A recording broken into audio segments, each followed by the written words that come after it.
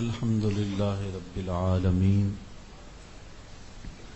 والعاقبۃ للمتقین والصلاة والسلام علی اشرف الانبیاء والمرسلین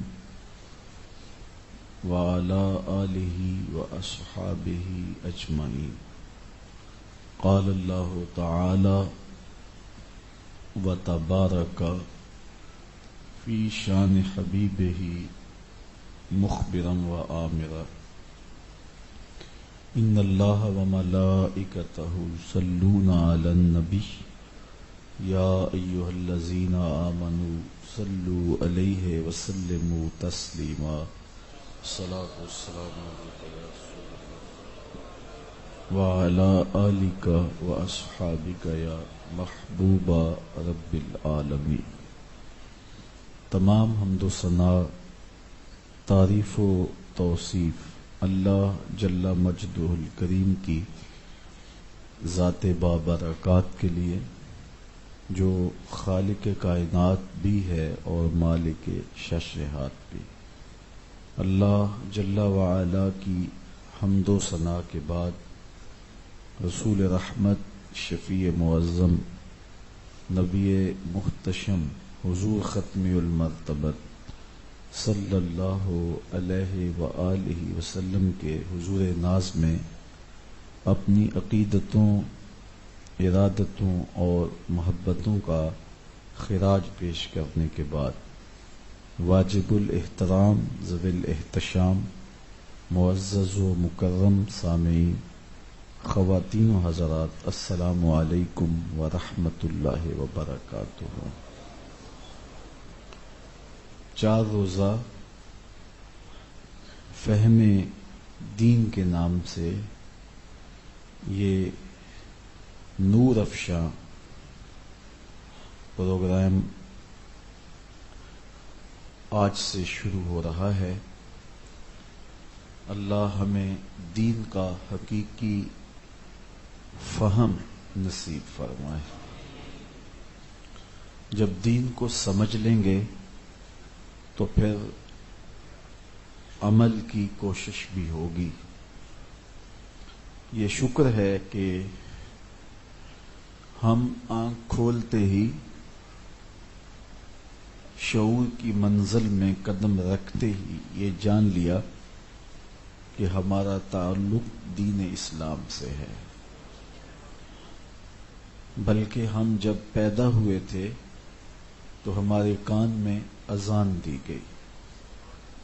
یہ ہمارے والدین کی جانب سے ہمیں انعام دیا گیا، مبارک دی گئی کہ تمہیں مبارک ہو، تم محمد عربی کے غلام بن کے آ رہے ہو.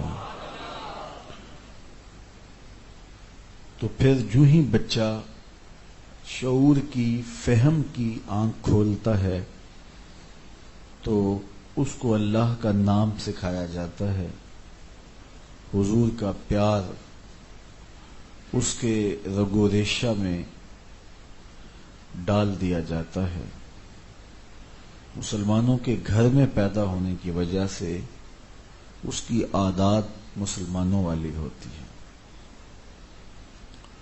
پھر شعور کی زندگی جوں جوں سفر کرتی ہے تو بہت کچھ سیکھنے کو ملتا ہے اور دین اچھی طرح سے طبع میں راسخ ہونا شروع ہو جاتا ہے. اگرچہ باقاعدہ درس گاہ میں کوئی شخص نہ بھی گیا ہو، پھر بھی اسے دین کے بارے میں خاصی معلومات ہوتی ہیں. یہ ہمارے معاشرت، ہماری اسلامی معاشرت کا فیضان ہے جو ہمیں نصیب ہوتا ہے. لیکن اس کے باوجود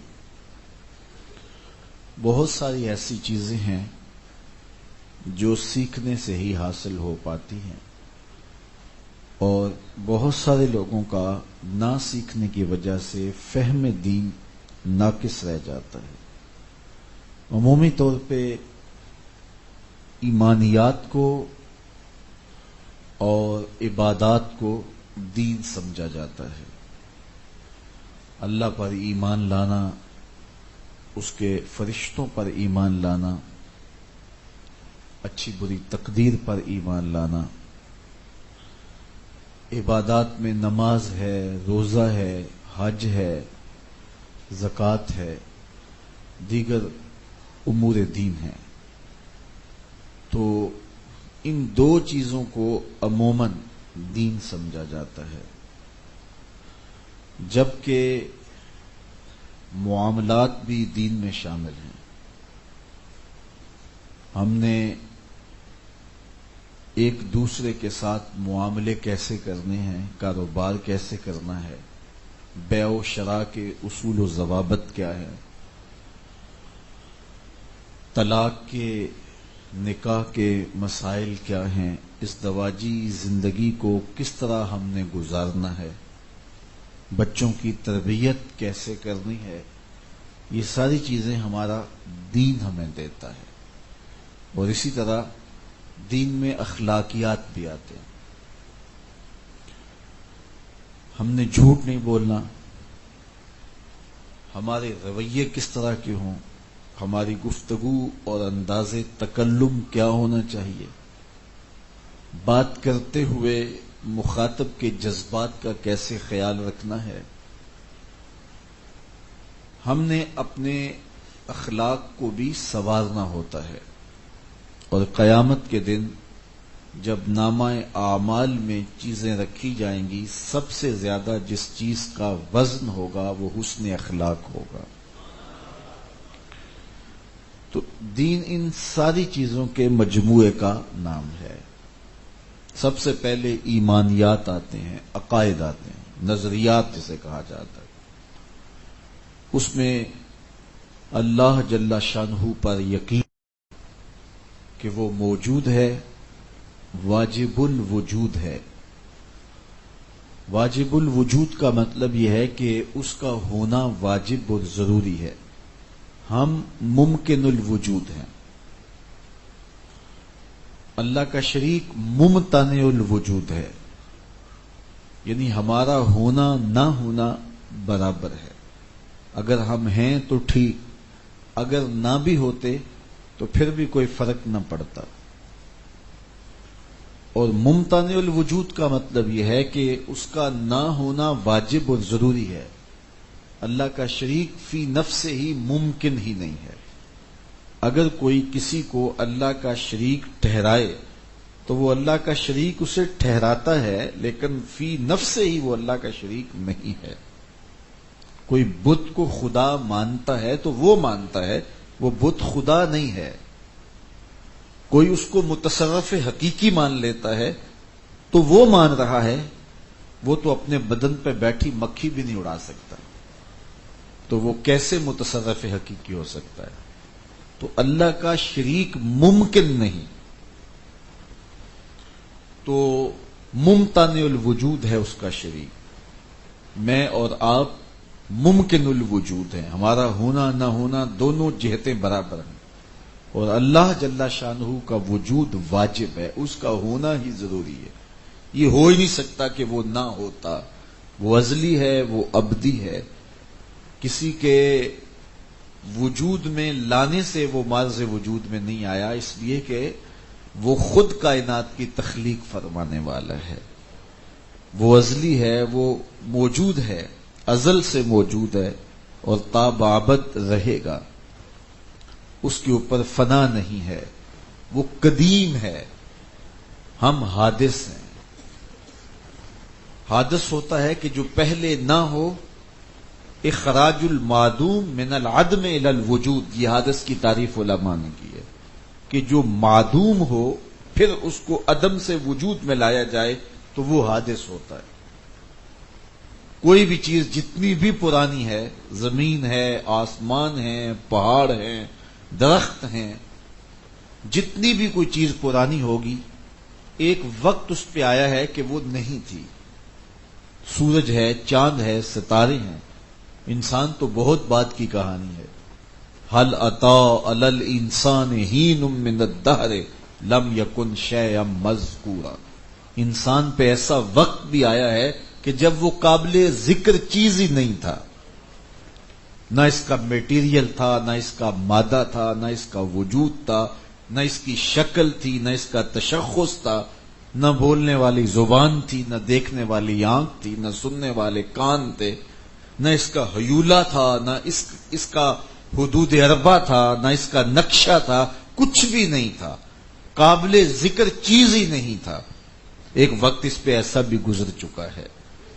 تو انسان اور جتنی بھی کائنات میں ماں سے واللہ جتنی بھی چیزیں ہیں یہ حادث ہیں، پہلے نہیں تھی، بعد میں معرض وجود میں آئی. لیکن اللہ تعالیٰ پر ایک لمحہ بھی ایسا نہیں آیا کہ وہ نہ ہو اور پھر ہوا ہو. وہ قدیم ہے اپنی ذات کے ساتھ، اپنی صفات کے ساتھ.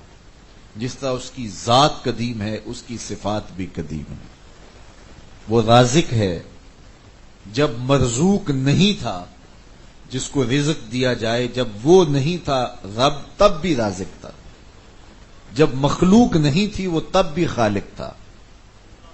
تو یہ اس کی شانیں ہیں جو ازلی ہے، جو ابدی ہیں. اس کے حکم سے پوری کائنات معرض وجود میں آئی، اور اس کے لیے اس کو کوئی میٹیریل اکٹھا نہیں کرنا پڑا، کوئی منصوبہ بندی نہیں کرنی پڑی، اس کو کوئی اس کے لیے کوئی نقشہ پاس نہیں کروانا پڑا. کیا ہوا؟ جب اس نے کسی چیز کا ارادہ کر لیا تو بس اتنا کہا کن، وہ ہو گئی. تو بس اس کے امر کن سے وجود ملتا ہے.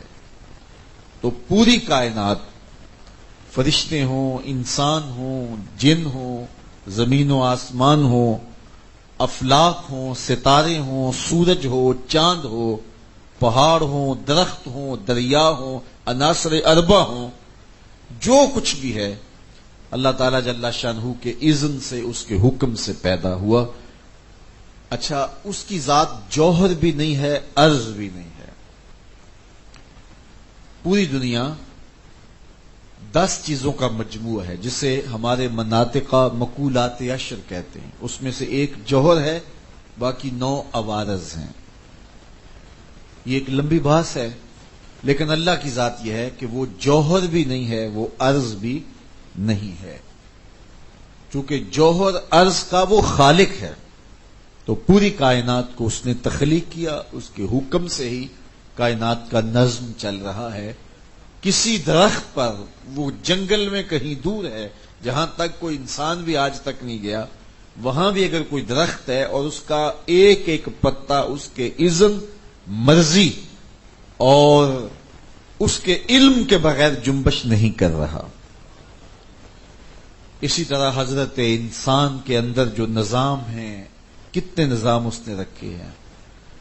اربوں انسانوں کے سینوں میں رکھے گئے نظام اس کی مرضی اور اذن کے ساتھ جنبش میں ہے. وہ اگر نہ چاہے تو ہم ایک سانس بھی نہ لے سکیں.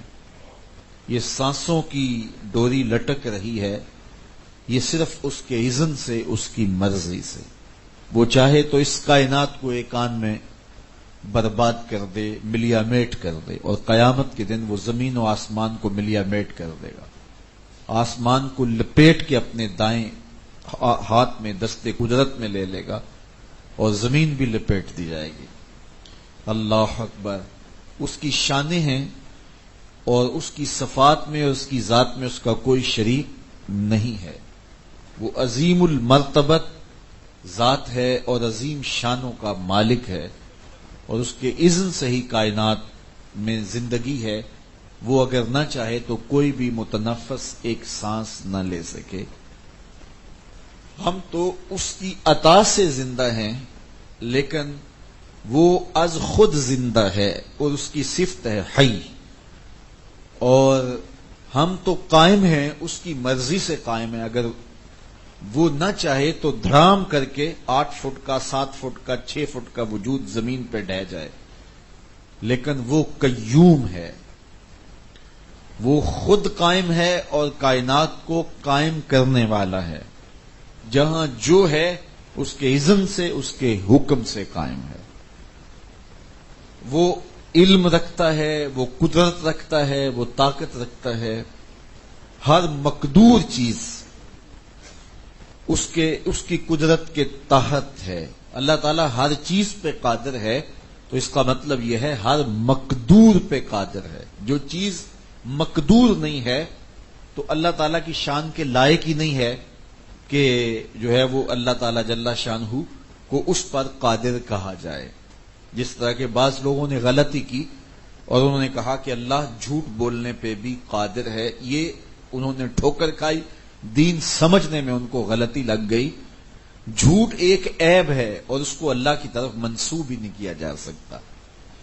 اب یہ بات کہی جاتی ہے کیا اللہ ہو کے قادر نہیں ہے؟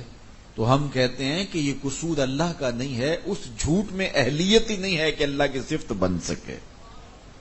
علماء نے اس پر ایک بڑی خوبصورت مثال دی ہے کہ اگر کوئی کہے کہ اللہ تعالی ایسا پتھر پیدا کرنے پہ قادر ہے جس کو خود نہ اٹھا سکے، تو اب اس کا کیا جواب ہوگا؟ کہ ایسا پتھر پیدا کرے، اتنا بڑا پتھر، اتنا وزنی پتھر پیدا کرے کہ جس کو خود نہ اٹھا سکے. اگر وہ خود نہ اٹھا سکے گا تو عاجز ہوگا، اور اگر وہ جو ہے وہ اٹھا سکتا ہے اس کو تو پھر اس کو قادر مانیں گے. تو یا قادر مانیں گے یا عاجز مانیں گے. تو علماء نے کہا نہیں، ایسا پتھر ممکن ہی نہیں ہے کہ پیدا ہو جس کو وہ نہ اٹھا سکے، جو اس کی دسترس سے باہر ہو.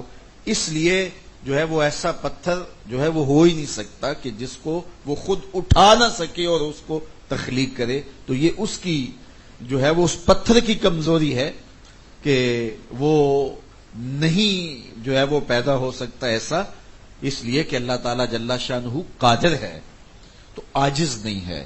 تو یہ اس کی شانیں ہیں، اور اللہ تعالیٰ جل شانہ کے بارے میں ہم کوئی تصور نہیں کر سکتے.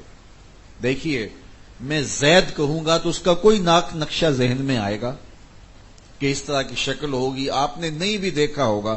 میں کسی عالم دین کا ذکر چھیڑ دوں گا، کسی ولی کا ذکر چھیڑ دوں گا، تو آپ کے ذہن میں، تصور میں اس کا کوئی جو ہے وہ خیال تو آئے گا، کوئی نقشہ تو آئے گا، کوئی اس کی خوبصورت شکل تو آپ کے ذہن میں آئے گی.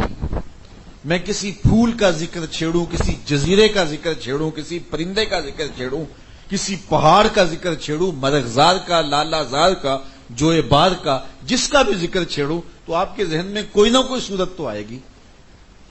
اللہ تعالی جل شانہ کے ذکر سے کوئی شکل ذہن میں اگر آئے تو اس کی نفی کرنی ہے، چونکہ اس لیے کہ وہ خیالوں کی حدود سے برا ہے. پھر کیسے جانے کہ وہ ہے؟ تو ہم صرف دل سے مانتے ہیں کہ وہ ہے، تیقن ہے وہ ہے. مثال اس لیے نہیں دے سکتے، لیسا کمثلہ شیء، اس کی مثل کوئی چیز ہی نہیں ہے. کوئی مثل ہو تو مثال دینا، تو مثل ہی نہیں ہے، تو پھر اس لیے سمجھا ہی نہیں جا سکتا. جس طرح ایک نابینا ہو، اندھا ہو، اس کو اگر سمجھانا چاہیں کہ سرخ رنگ اس طرح کا ہوتا ہے، جو پیدائشی نابینا ہے، تو آپ اس کو کس طرح سمجھا سکتے ہیں کہ سرخ رنگ اس طرح کا ہوتا ہے، نیلا رنگ اس طرح کا ہوتا ہے، سیاہ رنگت یہ ہوتی ہے، سفید رنگت یہ ہوتی ہے؟ اس کو کبھی نہیں آپ سمجھا سکتے.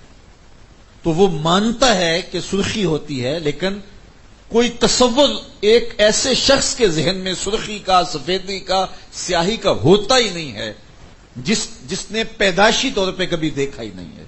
وہ ایک حافظ جی کی کھیر مشہور ہے، آپ نے بھی سنی ہوگی مثال، کہ وہ کوئی پیدائشی نابینا تھے حافظ صاحب، تو ان کے پاس کوئی شخص آئے اور کہا حافظ جی کھیر کھانی ہے. تو انہوں نے کبھی کھیر کھائی نہیں تھی. تو انہوں نے کہا کہ کھیر کیسی ہوتی ہے؟ انہوں نے کہا جی چٹی سفید ہوتی ہے. تو انہوں نے کہا کہ چٹی سفید کیا ہوتی ہے؟ تو انہوں نے کہا کہ وہ دودھ کی طرح سفید. تو انہوں نے جو ہے وہ دودھ کی سفیدی بھی نہیں دیکھی تھی. کہا کہ وہ سفید کس طرح کا ہوتا ہے؟ تو انہوں نے کہا جس طرح وہ بگلا ہوتا ہے نا، اس طرح کا سفید. تو انہوں نے کہا کہ بگلا کس طرح کا سفید ہوتا ہے؟ تو انہوں نے اپنے ہاتھ کو ایسے کر کے کہا کہ آپ جی ہاتھ دکھاؤ، میں تمہیں بتاؤں کہ کس طرح کا بگلا ہوتا ہے. تو پھر جو ہے وہ انہوں نے ہاتھ پھیرا تو کہنے لگے اس طرح کی ٹیڑھی کھیر مجھ سے نہیں کھائی جائے گی. تو اب ایک نابینے کو آپ سمجھانا چاہیں کہ سفید رنگت کیا ہوتی ہے، سرخ رنگت کیا ہوتی ہے، سیاہی کیا ہوتی ہے، تو ساری زندگی بھی لگے رہیں اس کو سمجھا پائیں گے؟ کبھی بھی نہیں. اس لیے کو پیدائشی نابینا ہے. جب اس کو سمجھائیں گے تو کسی مثال سے سمجھائیں گے. تو یہ تو کوئی اور رنگ دیکھا ہی نہیں. دیکھو آپ نے کوئی رنگ نہیں دیکھا. فرض کرو کسی کمپنی نے کوئی کپڑا نکالا ہے اور اس کے اندر رنگوں کی ملاوٹ سے کوئی نیا رنگ پیدا کر لیا ہے، تو میں آپ کو بتا سکتا ہوں کہ یہ جو ہے وہ سرخ رنگت ہے، اس کو تھوڑا سا انہوں نے پیلے میں مکس کیا ہے تو اس طرح کی رنگت بنی ہے. تو میں آپ نے پیلا بھی دیکھا ہے، آپ نے یہ سرخ بھی دیکھا ہوا ہے، تو میں کہوں کہ اتنے فیصد انہوں نے پیلا ڈالا ہے، اتنے فیصد سرخی ڈالی ہے، تو آپ کے ذہن میں کوئی نہ کوئی تصور اس رنگ کا اس لیے آ جائے گا کہ آپ نے پیلا رنگ بھی دیکھا ہے اور سرخ رنگ بھی دیکھا ہے. اور جس نے پیدائشی طور پہ سرخ بھی نہیں دیکھا اور پیلا بھی نہیں دیکھا، وہ تو سرخ کو نہیں سمجھ سکے گا، پیلے کو نہیں سمجھ سکے گا، اس کے درمیان جو رنگ بنا اس کو کیسے سمجھ سکے گا. تو جو پیدائشی نبینا ہے اس کو کوئی مثال نہیں دی جا سکتی، اس لیے کہ اس کے نظر میں کوئی مثل نہیں ہے. لہذا بندہ ساری زندگی بھی پرواز کرے اور محنت کرے لیکن اللہ کے بارے میں کوئی تصور قائم نہیں کر سکتا. کیوں؟ لیسا کمثلہ شیء، اس کی مثل کوئی چیز ہی نہیں ہے. تو کوئی مثل ہو تو جو ہے وہ کوئی مثال دے. تو حضرت سیدنا صدیق اکبر رضی اللہ تعالی عنہ فرماتے ہیں کہ العجز عن ادراکہ ادراکن، اس کے ادراک سے عاجز آ جانا یہی اس کا ادراک ہے. جب چل چل کے بندہ تھک جاتا ہے اور ایک جگہ کہتا ہے میری بس یہی اس کو ماننا ہے. اس لیے کوئی تصور، کوئی خیال آئے تو وہ اللہ تعالیٰ کے بارے میں اگر کوئی پیدا ہونے لگے، کوئی شکل صورت پیدا ہونے لگے، اس کی نفی کر دو. اس کی کوئی مثل ہی نہیں ہے، اس کی کوئی مثال ہی نہیں ہے. لیسا کمثلہ شیء، تو وہ ذات اس کے باوجود جو خیال میں بھی نہیں آ سکتی، سوچ میں بھی نہیں آ سکتی، عقل میں بھی نہیں آ سکتی، فہم میں بھی نہیں آ سکتی، ادراک میں بھی نہیں آ سکتی، لیکن یقین اتنا ہے کہ آج کل ماہ سیام میں کڑکتی دھوپ، برستی گرمی، زبان کانٹا، حلق خشک، ٹھنڈا پانی دستیاب، کوئی دیکھ بھی نہیں رہا، ایک گھونٹ بھی حلق سے نیچے نہیں اتارتے، میرا اللہ مجھے دیکھ رہا ہے. اس ذات پر اتنا یقین، اس قدر تیقن. تو یہ یقین پیدا کیسے ہوا؟ اس لیے پیدا ہوا کہ ہم نے تو نہیں دیکھا، محمد عربی نے تو دیکھا ہے. تو اس لیے یقین اس گواہی کے ساتھ پیدا ہوا. تو اگر گواہی کو درمیان سے نکال دیا جائے تو پھر کچھ بچتا ہی نہیں ہے. اس لیے حضور علیہ الصلوۃ والسلام کی ذات کو درمیان سے نکال کر کے جو ہے وہ اللہ تعالی کی توحید کا تعقل اور شعور ہی حاصل نہیں ہو سکتا. بعض لوگ اللہ اور اس کے رسول کی ذات کے حوالے سے خام خواہ غلط فہمیوں کا شکار ہو جاتے ہیں. رسول کریم کے حوالے سے جب تیقن اور محبت پیدا ہونے لگے تو انہیں خام خواہ توحید خطرے میں محسوس ہونے لگتی ہے. تو توحید مارز خطر میں نہیں ہوتی، حضور کو ماننے سے توحید اور پختہ ہوتی ہے، اس لیے کہ توحید کا پتہ ہی اس در سے نصیب ہوا ہے. تو یہ غلط فہمی ہے کہ جو ہے وہ حضور کا انکار کر کے خدا کا پتہ حاصل کر لیا جائے. خدا کا پتہ ہی اس در سے ملا ہے، انبیاء کے وجود سے ملا ہے. تو یہ غلطی جنہیں لگ گئی انہوں نے توحید کو بھی کھو دیا، توحید کو بھی چھوڑ دیا. علامہ رومی نے یہاں بڑی خوبصورت ایک مثال دی ہے کہ ایک شخص تھا، وہ بھینگا تھا، اسے دو نظر چیزیں آتی تھی. ایک چیز دیکھتا تو اسے دو نظر آتی تھی. تو استاد نے ان کو کہا کہ اندر سے جا کے آئینہ لے کر کے آؤ. تو وہ گیا تو اس کو دو نظر آئے. تو اس نے آ کے استاد سے کہا استاد جی کون سا لے کر آؤں؟ دو پڑے ہوئے ہیں وہاں آئینے. استاد سمجھ گیا کہ یہ بھینگا ہے اور اس کو دکھائی نہیں دے رہا اور ایک کا دو نظر آ رہا ہے. اس نے کہا ایک توڑ دو اور دوسرا لے آؤ. اور وہ گیا اور جا کے ایک کو اس نے توڑ دیا تو دوسرا بھی ٹوٹ گیا. اس نے کہا استاد جی میں نے تو ایک کو توڑا تو دوسرا بھی ٹوٹ گیا. رومی فرماتے ہیں جو نبی کو چھوڑتا ہے خدا کا در بھی چھٹ جاتا ہے. تو وہ سمجھتا ہے شاید میری توحید پکی ہو رہی ہے لیکن اس کے پلے رہتا ہی کچھ نہیں، بچتا ہی کچھ نہیں. اسی لیے میرے امام نے کہا بخدا خدا کا یہی ہے در، نہیں اور کوئی مفر مکر. جو وہاں ہو یہیں آ کے ہو، جو یہاں نہیں وہ وہاں نہیں. بخدا خدا کا یہی ہے در. اس لیے اسی چوکھٹ پہ آئیں گے تو وہ در ملے گا. اب کا ایک اسلوب دیکھیے، وَإِذَا سَأَلَكَ عِبَادِي أَنِّي فَإِنِّي قَرِيبٌ. حبیب میرے بندے تیرے پاس آ کے میرا پوچھتے ہیں. ذرا توجہ چاہوں گا، بندے میرے ہیں، آتے تیرے پاس ہیں، پوچھتے پھر میرا ہیں. فَإِنِّي قَرِيب، فا تاکیبیہ کے بعد علماء کہتے ہیں کل مقدر ہے، آنے والوں کو حبیب بتلا دیجئے میں رب دور نہیں نیڑے ہوں، مل جائے گا. اللہ اکبر، دور نہیں نیڑے ہوں، مل جاؤں گا. تو یہ ہے فَقُلْ إِنِّي قَرِيب، انہیں بتلا دیجئے، انہیں کہہ دیجئے میں دور نہیں نیڑے ہوں. لیکن حضرات صوفیہ فرماتے ہیں کل مقدر ماننے کی ضرورت ہی نہیں ہے، بات سیدھی سی ہے. اے حبیب میرے بندے مجھے ڈھونڈتے ڈھونڈتے جب تیرے تک آ گئے، میں پھر بھی دور ہوں. جب میرے بندے مجھے ڈھونڈتے ڈھونڈتے تیرے تک آ گئے تو محبوب جو تیرے تک آ گئے وہ میرے تک آ گئے. تیرے تک پہنچنا ہی تو میرے تک پہنچنا ہے نا. یہ تیرے سے آ کے میرا پوچھ رہے ہیں تو محبوب تیری گلی میں جو آ گیا، تیرے ڈیرے پہ آ گیا، وہ میری چوکھٹ پہ پہنچ گیا. بخدا خدا کا یہی ہے در، نہیں اور کوئی مفر مکر. جو وہاں ہو یہیں آ کے ہو، جو یہاں نہیں وہ وہاں نہیں.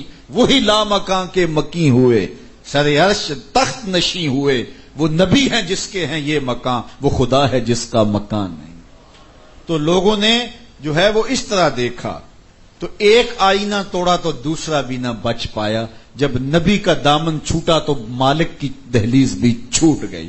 ہمارے استاد ایک بڑی خوبصورت بات کیا کرتے تھے.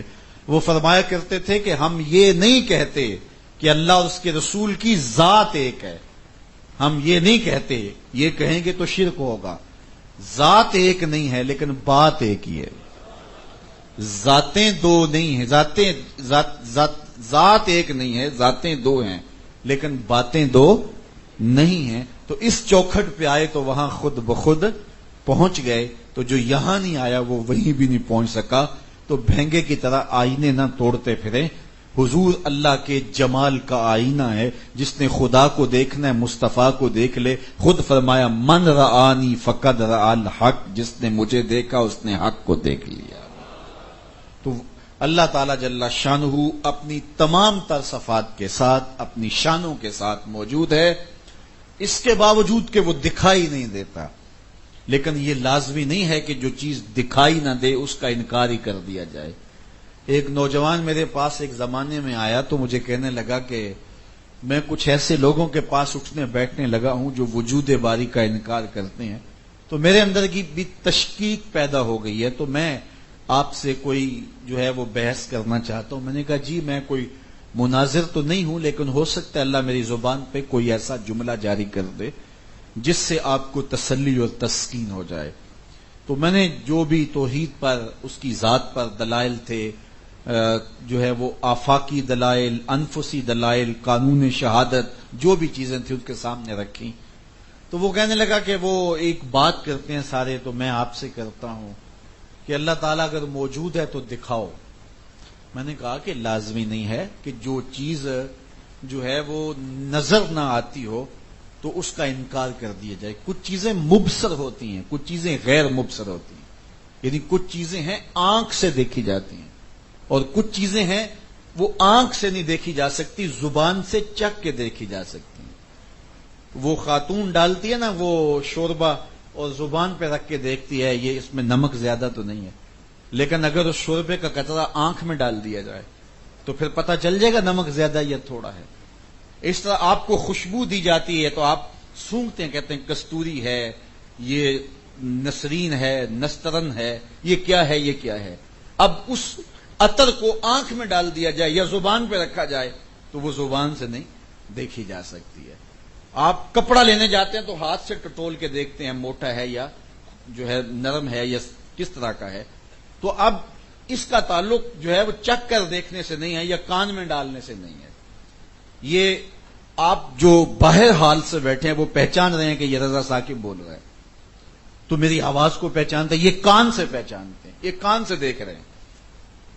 اب جو ہے وہ اب آنکھ کے اندر تو آواز نہیں ڈالی جا سکتی، زبان پہ ہر چیز کو دیکھنے کا ایک طریقہ ہوتا ہے. جو آنکھ سے چیزیں دیکھی جاتی ہیں انہیں کہتے ہیں مبصر، اور جو آنکھ کے علاوہ باقی اعضاء سے دیکھی جاتی ہیں جو ہے انہیں کہتے ہیں غیر مبصر. یعنی کان سے دیکھی جا سکتی ہے کہ یہ آواز کس کی ہے، یہ مرد کی ہے، عورت کی ہے، بچے کی ہے، زید کی ہے، بکر کی بھی ہے۔ 15 سال کے بعد ایک دوست کو ملے، اس کا اچانک فون آیا، دیکھا نہیں ہے لیکن آپ نے آواز سنی تو پہچان لیا۔ اس طرح کچھ چیزیں جو ہے وہ چکھ کے پہچانی جاتی ہیں، یہ امرود ہے، یہ کیلا ہے، یہ سیب ہے، آنکھیں بند ہو نابینا بھی پہچان لیتا ہے۔ جو پیدائشی نابینا ہو اس کو کھلایا جائے سیب تو بتائے گا یہ سیب ہے، یہ انگور ہے، کیونکہ وہ ذائقوں سے آشنا ہے، اس کا تعلق زبان سے ہے۔ اس طرح سونگنے سے خوشبوؤں کا احساس ہوتا ہے، بدبو کا احساس ہوتا ہے۔ تو مختلف اعضاء سے کچھ چیز تول کے دیکھی جا سکتی، قوت لامسہ سے، قوت سامعہ سے، اور قوت باصرہ سے، اور اس طرح قوت ذائقہ سے کچھ چیزیں دیکھی جا سکتی ہیں۔ اور کچھ چیزیں یہ تو مبصر غیر مبصر حواس میں سے ہے، اور کچھ چیزیں ہیں کہ ان حواس سے بھی نہیں دیکھی جا سکتی، وہ عقل سے پہچانی جاتی۔ 2 دونی 4، تو 2 ضرب 2 4 ہوتا ہے، تو یہ نہ کان میں ڈالا جا سکتا ہے، نہ آنکھ میں ڈالا جا سکتا ہے، نہ زبان سے چکھا جا سکتا ہے، یہ عقل سے بات سمجھ میں آتی ہے۔ تو میں نے اس کو یہ سمجھایا تو وہ کہنے لگا جی وہ یہ بات کرتے ہیں، تو اس کا وہ سادہ جواب، تو میں نے کہا کہ میاں میں آپ سے بحث نہیں کرنا چاہتا۔ کہتے کیوں جی، آپ اتنی دیر سے میرے ساتھ لگے ہوئے ہیں۔ میں نے کہا کہ آپ سے کیوں بحث کروں، آپ فضول آدمی، آپ میں تو عقل ہی نہیں ہے۔ تو وہ کہنے لگے میں ایڈوکیٹ ہوں۔ میں نے کہا عقل ہے تو دکھاؤ۔ تو سوچ میں پڑ گئے۔ میں نے کہا تم عقل دکھاؤ، میں خدا دکھا دیتا ہوں۔ تو وہ کہتے ہیں کہ میں باتیں اچھی کر رہا ہوں، میری گفتگو مرتب ہے، منظم ہے، دلائل کو ترتیب سے جوڑ کے آپ کے سامنے رکھ رہا ہوں، تو یہ عقل کی دلیل ہے۔ تو میں نے آپ کی عقل آپ کی اداؤں سے پہچانی گئی نا؟ کہنے لگا بالکل۔ تو میں اللہ تعالیٰ جل شانہ اپنی شانوں سے پہچانا جاتا ہے۔ یہ سائے کس نے پھیلائے، یہ سورج روز مشرق سے نکلتا ہے، مغرب میں غروب ہوتا ہے، تو وہ اپنی شانوں سے پہچانا جاتا ہے، آفاق و انفس کے اندر پھیلے ہوئے دلائل سے پہچانا جاتا ہے۔ اللہ نے قرآن مجید میں فرمایا کہ ھذا عذب فرات وھذا ملح اجاج، یہ 2 کھاری سمندر اور آب شیریں اور آب شور اکٹھے چلتے ہیں، اور یہ جو ہے وہ آج بھی موجود ہیں۔ میرا ایک دوست گیا تو وہاں سے پانی بھر کے لایا اور باقاعدہ بوتل میں کہنے لگا میں آپ کے لیے تحفہ لے کر آیا ہوں۔ تو میں نے دیکھا پانی، میں نے کہا آپ زمزم لے کر آئے ہو؟ کہتے نہیں وہ آپ نے کہیں بیان کیا تھا کسی درس میں، تو میں وہاں گیا تھا تو میں نے کچھ ادھر سے پانی بھرا کچھ ادھر سے پانی بھرا، اور اس بوتل کے اندر 2 پانی مکس کر کے آپ کے لیے تحفہ کے طور پہ لے، اب بھی میرے پاس وہاں پڑا ہوا ہے۔ تو یہ 2 دریا ہیں جو دریافت ہو چکے ہیں۔ اللہ قرآن میں فرماتا ہے یہ سمندر کے اندر 2 پانی کی روئیں بہتی ہیں، ھذا عذب فرات، یہ سخت کڑوا، ھذا ملح اجاج، یہ سخت میٹھا اور یہ سخت کڑوا، اور دونوں روئیں میلوں تک اکٹھی چلتی ہیں، درمیان میں کوئی آڑ نہیں، دیوار نہیں، پہاڑ نہیں، ایک دوسرے سے پانی ٹکراتے ہیں، میلوں تک اکٹھے چلتے ہیں، کڑوا میٹھا نہیں ہوتا، میٹھا کڑوا نہیں ہوتا۔ اللہ فرماتا ہے بتاؤ رب کے علاوہ کون کر سکتا ہے؟ تو یہ اس کی شانیں ہیں۔ آدم علیہ السلام سے لے کر قیامت تک پیدا ہونے والے آخری انسان کے انگوٹھے کے نشان نہیں جڑتے آپس میں۔ بڑی سے بڑی کمپنی بھی ہوگی، کسی چیز کے ماڈل 2 نکال دے گی، 4 نکال دے گی، کتنے نکالے گی؟ اس سے زیادہ تو نہیں نکالے گی۔ لیکن دیکھیے 2 آدمیوں کی شکلیں آپس میں نہیں ملتی، ناک بھی اسی جگہ پہ، کان بھی اسی جگہ پہ، آنکھیں بھی اسی جگہ پہ، زبان ہونٹ بھی اسی جگہ پہ، لیکن ایک ہی باپ کے بیٹے ہیں، 8 بیٹے ہیں، شکلیں کہتے ہیں بالکل ان کی شکلیں آپس میں ملتی ہیں، آپس میں ملنے کے باوجود آپس میں نہیں ملتی۔ تو یہ کون کر رہا ہے؟ اللہ کے علاوہ کوئی ہے کسی میں یہ طاقت؟ تو کائنات کو دیکھو، آفاق کو دیکھو، یہ درختوں کے جو پتے ہوتے ہیں، 2 پتوں کو کمپیوٹر میں رکھو لا کے، تو 2 پتوں کے ریشے آپس میں نہیں ملتے۔ ہزاروں لاکھوں تتلیاں ہیں، ان کے پر دیکھو لا کے، بظاہر ایک جیسے لگ رہے ہیں لیکن دونوں کے پر ایک جیسے نہیں ہیں۔ ہم تو شاید پہچان نہیں سکتے، لیکن یہ جو ذمہ دار ہوتے ہیں یہ بھینسوں اور گائیوں کو پہچان لیتے ہیں، ان کی شکلیں ایک جیسی لگ رہی ہوتی ہیں لیکن ان کی بھی شکلیں ایک جیسی نہیں ہوتی۔ مجھے بتاؤ یہ رب کے علاوہ کون ہے ایسا تخلیق کار؟ تو اگر غور کریں، تفکر کریں، تدبر کریں تو اس کی ذات کا کبھی بھی انکار نہیں ہو سکتا۔ اس نے اس کائنات کو پیدا کیا ہے۔ حضرت امام شافعی علیہ رحمہ درخت کے نیچے بیٹھے تھے، شہتوت کے درخت کے نیچے، تو کسی نے کہا اللہ کے ہونے کی دلیل تو امام شافعی نے کہا یہ شہتوت کا درخت. کہا وہ کیسے؟ کہا دیکھو کہ اس کی جڑوں کا رنگ اور ہے، چھال کا رنگ اور ہے، پتوں کا رنگ اور ہے، پھل کچا ہو تو رنگ اور ہے، پک جائے تو رنگ اور ہے. پھر اسی شہتوت کو بکری کھاتی ہے تو مینگنیاں کرتی ہے، گدھا کھاتا ہے تو لید کرتا ہے، گائے کھاتی ہے تو گوبر کرتی ہے، شہد کی مکھی چوستی ہے تو شہد بنتا ہے، اور ریشم کا کیڑا چاٹتا ہے تو ریشم بنتا ہے. میٹیریل ایک ہے، نتیجے الگ الگ پیدا ہو رہے ہیں. اللہ اکبر. ایک بڑھیا چرخہ کاٹ رہی تھی تو کہا اللہ کے ہونے کی دلیل. کہا میرا چرخہ. کہا کیا مطلب؟ کہا کہ یہ چرخہ میں چلاؤں تو چلتا ہے، خود تو کبھی چلا ہی نہیں، تو یہ زمین و آسمان کا چرخہ بغیر کسی کے چلانے ہی چل رہا ہے. تو کہا اللہ کے ایک ہونے کی دلیل. کہا وہ بھی میرا چرخہ. وہاں وہ کیسے؟ کہا میں ایک ہوں تو ایک ڈگر پہ چلتا ہے نا، اگر دو ہوتی تو ایک کہتی کہ ادھر چلاؤں گی، دوسری کہتی ادھر چلاؤں گی، درمیان میں چرخہ ہی ٹوٹ جاتا. صدیوں سے جو چرخہ ایک سمت پہ چل رہا ہے اس کے ایک ہونے کی دلیل ہے. تو اگر ہم غور کریں، تدبر کریں تو اس کی ذات پر آفاق میں، انفس میں کتنی دلیلیں پھیلی ہیں. اللہ اکبر. تو اللہ پر ایمان لانا کہ وہ متصرف حقیقی ہے، اس نے پوری کائنات کو تخلیق کیا ہے، اس کے اذن کے بغیر کچھ نہیں ہو سکتا، اس کے امر کے بغیر کچھ نہیں ہو سکتا. کائنات کو اس نے پیدا کیا ہے، امر کن سے پیدا کیے ہے، اور پھر ایک دم پوری کائنات فنا بھی کر دے گا، اور حشر کا میدان ہوگا اور حضرت اسرافیل سور پھونک دیں گے اور کوئی متنفس باقی نہیں رہے گا. اللہ اسرافیل سے پوچھے گا کوئی باقی رہ گیا؟ تو عرض کرے گا مالک سب آغوش موت میں چلے گئے، آپ تیرا وجود مالک باقی ہے اور میرے میں بھی سانسوں کی ڈوری چل رہی ہے. تو اللہ تعالیٰ فرمائے گا تو بھی آغوش موت میں چلا جا. تو وہ بھی سور پھونکتے، وہ بھی آغوش موت میں چلے جائیں گے. اب ساری دنیا آغوش موت میں ہوگی. پھر اللہ خطاب فرمائے گا این الملوک، بادشاہ کدھر ہیں؟ تو کوئی سر نہیں اٹھا سکے گا، بڑے بڑے شہنشاہ، متکبر، فخر والے. پھر اللہ فرمائے گا ان المالک، میں بادشاہ ہوں. پھر اللہ تعالیٰ فرمائے گا این المتکبرون، تکبر کرنے والے کہاں ہیں؟ تو کوئی سر نہیں اٹھا سکے گا. پھر اللہ فرمائے گا میں متکبر ہوں، یہ شان میری ہے. پھر اس کے بعد دوبارہ زندگی دے گا. اللہ اکبر. پھر لوگوں کا حساب ہوگا. اس نے جنت کو پیدا کیا، اس نے دوزخ کو پیدا کیا. جنت اس کی رضا کا مظہر ہے، دوزخ اس کے قہر و غضب کا مظہر ہے. مطلب کیا؟ جس پہ راضی ہوگا اس کو جنت میں بھیجے گا، جس پہ ناراض ہوگا اس کو جہنم میں ڈال دے گا.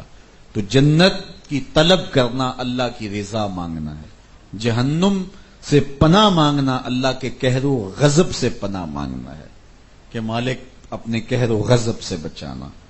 تو جنت کی آرزو کرنے کی تلقین کی گئی اور جہنم سے بچنے کی تلقین کی گئی. اللہ کی بارگاہ میں دعا کرنی چاہیے. یہ دونوں اللہ کی پیدا کردہ ہیں اور تیار ہو چکی، اعدت، بالکل تیار ہو چکی. جنت بھی تیار ہے، جہنم بھی تیار ہے. نیکوں کاروں کو جنت عطا کرے گا اور بدکاروں کو جہنم عطا کرے گا. جہنم اور جنت کے درمیان ایک جگہ آراف ہے، جو درمیان میں بعض نے کہا کہ کفار کے بچوں کو وہاں رکھا جائے گا جنہوں نے گناہ بھی نہیں کیے. بعض نے کہا وہ جنت میں جائیں گے اور وہ اہل جنت کی خدمت کریں گے. تو آراف ان دونوں کے درمیان ایک مقام ہے. قیامت یہ ہمارے بنیادی عقیدوں میں سے ہے کہ جو بھی ہم اچھے برے اعمال کر رہے ہیں، قیامت کے دن اللہ کے حضور حاضر ہوں گے ہم، اور ایک ایک عمل نامہ اعمال میں تولا جائے گا. جو ہم کر رہے ہیں کرامن کاتبین اس کو نوٹ کر رہے ہیں، لکھ رہے ہیں، اور وہ کسی سے نہ رشوت قبول کرتے ہیں، نہ کسی کی رعایت کرتے ہیں اور نہ کسی کی فیور کرتے ہیں. جو ہے وہ لکھ لیتے ہیں.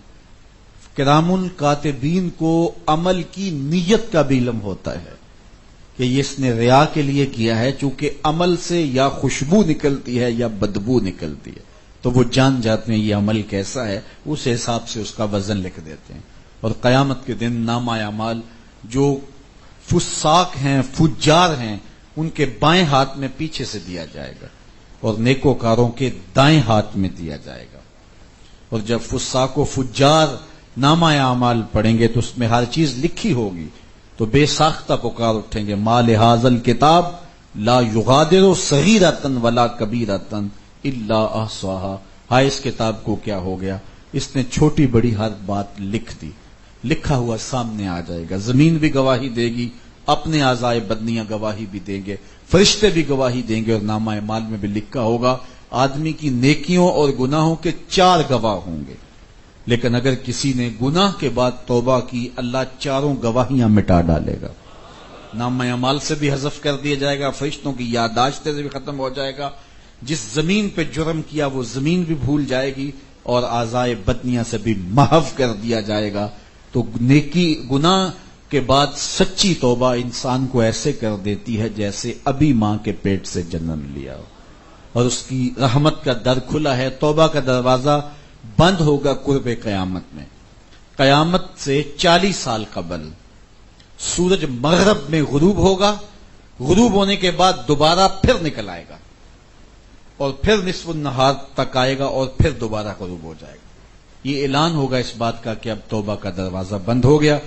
اب کوئی توبہ کرے بھی تو اس کی توبہ قبول نہیں ہوگی.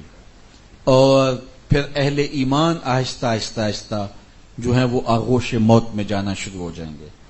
ایک سرد ہوا چلے گی جو اہل ایمان کی بغلوں کے نیچے سے گزرے گی، اور جس کی بغل کے نیچے سے گزرے گی وہ آغوش موت میں چلا جائے گا.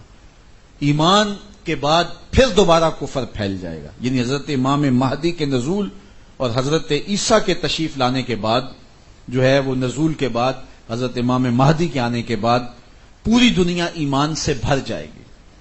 امن، پائیدار امن قائم ہوگا، حتیٰ کہ سانپ انسان کو ڈسنا چھوڑ دیں گے. ان کے اندر ہمت نہیں ہوگی کہ خلیفہ وقت کی موجودگی کے اندر انسان کو ڈسنے کی جرأت کر سکے. حتیٰ کہ بکری اور شیر ایک گھاٹ پہ پانی پیئیں گے، لیکن شیر کو خلیفہ کا اتنا ڈر ہوگا کہ وہ بکری کو کاٹ نہیں سکے گا. اللہ تعالیٰ جل شانہ اتنی طاقت خلیفۃ المسلمین حضرت عیسیٰ علیہ السلام کو عطا کرے گا. حضرت عیسیٰ علیہ السلام نبی ہیں، لیکن حضور نے فرمایا کہ وہ وقت کیسا ہوگا جب حضرت عیسیٰ تشریف لائیں گے اور امام تم سے ہوگا. یعنی حضرت امام مہدی کے پیچھے نماز پڑھیں گے، اور پھر دین غالب ہوگا، اور پھر وہ حضور کے روضے پہ جائیں گے. حضور میں والذی نفسی بیدہ، مجھے قسم ہے اس رب کی جس کے قبضے میں میری جان ہے. لَيَنزَلَنَّ عِيسَى ابْنَ مَرْيَمَ ثُمَّ لَئِن قَامَ عَلَىٰ قَبْرِي فَيَقُولُ يَا مُحَمَّدْ لَأَجِيبَنَّهُ. فرمایا وہ پھر میری قبر پہ آئیں گے اور مجھے یا محمد کہہ کے پکاریں گے، میں قبر سے جواب دوں گا. گنبد خضرا میں خالی قبر موجود ہے جو حضرت عیسیٰ کے لیے مخصوص ہے. تبھی آپ وصال کریں گے، شادی سے قبل کریں گے. حضرت عیسیٰ 33 سال کی عمر میں آسمان پہ اٹھا لیے گئے، اور آپ نے شادی اور نکاح نہیں کیا. ساری زندگی تجرد کی زندگی گزاری، کوئی سامان بھی اپنے پاس نہیں رکھا. ایک پیالہ رکھا تھا جس سے پانی پیتے تھے، اور وہ بھی ایک دن دیکھا ایک آدمی 2 ہاتھوں کو جوڑ کے پیالہ بنا کے پانی پی رہا ہے، تو وہیں پیالہ توڑ دیا کہ پانی تو یوں بھی پیا جا سکتا ہے. تو آپ نے اس طرح کی زندگی گزاری. لیکن قرب قیامت میں آئیں گے تو پھر شادی بھی کریں گے، بچے بھی ہوں گے، حضور کے دین کا غلبہ ہوگا. پھر حضور کی قبر انور کے پاس جائیں گے، اور اسلام کے جھنڈے کو اونچا کرنے کے بعد حضور کو جا کے سلام کریں گے. حضور قبر سے جواب دیں گے. پھر فوت ہوں گے، پھر دفن حضور کے قدموں میں ہوں گے. اللہ اکبر. اس طرح حضرت امام مہدی بھی تشریف لے جائیں گے، اور اس کے بعد پھر کفر پھیل جائے گا. تو قیامت مسلمانوں پہ نہیں آنی، قیامت کافروں پہ آنی ہے. تو یہ قیامت کا عقیدہ، اس پر ہمارا ایمان ہونا چاہیے. اسی طرح برزخ کا عقیدہ، اس دنیا کے اندر سے ہم مرنے کے بعد قیامت سے پہلے کی زندگی، موت اور قیامت کے درمیان کی زندگی برزخ کی زندگی ہے. اس میں 3 سوال عقیدے کے بارے میں، من ربوں کا، ما دینوں کا، ما کنت تقول فی ھذا الرجل. یہ 3 سوال ہیں. جو ان میں پاس ہو گیا وہ سرخرو ہو گیا، جو ناکام ہوا وہ سخت خسارے کا سودا کر بیٹھا. پھر قبر کے اندر کھڑکی کھول دی جائے گی، یا جنت کی یا جہنم کی. جس کے قبر میں جنت کی کھڑکی کھولی جائے گی تو وہ موج میں ہوگا، اور قیامت اس کے لیے دیر نہیں ہوگی. ایسے ہوگا کہ جس طرح ایک خوب روح لڑکی ہے، اس کے گلے میں موتیوں کا ہار ہے، اور اس نے اس کے گلے میں اس ہار کو ہاتھ ڈالا تو وہ ٹوٹ گیا. تو اس کے موتی گر گئے اور وہ موتی اکٹھے کرنے لگ گیا. ابھی پورے اکٹھے نہیں ہوں گے کہ قیامت قائم ہو جائے گی. لیکن جس کی قبر جہنم کے گڑھوں میں سے گڑھا بن گیا اس کو سخت اذیت کا شکار ہونا پڑے گا. اچھی بری تقدیر، انبیاء پر ایمان اور ایمانیات کے دیگر جو ہے وہ شعبہ جات، انشاءاللہ اس پہ کل بات ہوگی. دوبارہ انشاءاللہ ہم یہ پہلے فہم دین کے حوالے سے جو دین کا فہم ہے اور اس میں جو ایمانیات ہیں اس میں پہلے حصے پر ہم دوبارہ کچھ چیزوں پہ بات کریں گے اور پھر اس کے بعد ہم آگے عبادات اور معاملات کی طرف بھی بڑھیں گے اور 4 دنوں کے اندر انشاءاللہ یہ ضروری گفتگو اور کچھ دیگر مضامین ہم مکمل کریں گے. اللہ آپ سب کو جزائے خیر عطا فرمائے. الحمدللہ رب العالمین والصلاة والسلام علی اشرف الانبیاء والمرسلین. مالک اٹھے ہوئے ہاتھ کبھی خالی نہ پھیرنا، پھیلی ہوئی جھولیاں ہمیشہ رحمتوں سے بھر دینا، من میں چراغاں کرنا، باطن میں روشنیاں ڈالنا، ہر خیر ہر بلائی ہماری جھولی میں ڈال دینا. جتنے لوگ دور و نزدیک سے آئے ہیں واپس گھروں میں پہنچنے سے قبل اس اجتماع کی برکتیں سب کے گھروں تک پہنچا دینا. اے اللہ جو سنا جو سمجھا، اے اللہ اگر ان میں کوئی چیز قابل عمل ہے تو ان پر توفیق عمل نصیب ہو، اور جن سے عقیدوں کا حسن اور پختگی نصیب ہوتی ہے اس سے عقیدوں میں جمال پیدا کرنے کی توفیق عطا کر. اپنی جناب سے ہمارے عقیدوں کو حسن، جمال اور پختگی اور رسوخ عطا فرما دے. اے اللہ اپنی ذات پر تیقن پختہ یقین نصیب فرما. اللہ اپنی صفات کے نور سے ہمیں مالا مال فرما دے. وصلی اللہ تعالی علی النبی الامین وآلہ وصحبہ.